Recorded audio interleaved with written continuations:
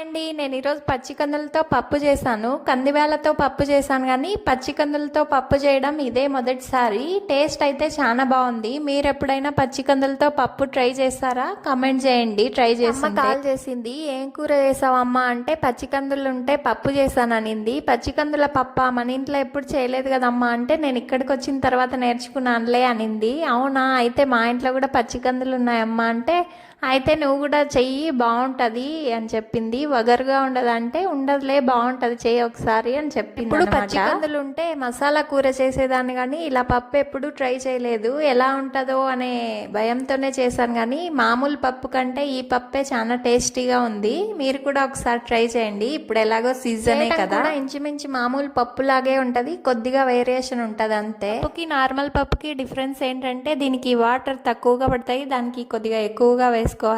అలాగే మీ దగ్గర మెంతాకు ఉంటే వేసుకోండి, ఇందులో ఇంకా టేస్ట్ బాగుంటుంది. నా దగ్గర టైంకి లేదు కాబట్టి నేను వేయలేదు. ఏంటంటే మనం పప్పు రాముతాం కదా, దానికంటే ముందే కొన్ని కందులు సపరేట్గా పెట్టుకోవాలి. పప్పు రామిన తర్వాత ఆ కందులు అందులో కలుపుకోవాలి. అప్పుడు మనం తినేటప్పుడు అక్కడక్కడ తగులుతూ బాగుంటుంది. అంతే, లాస్ట్లో తిరువాత పెట్టేసుకోవాలి.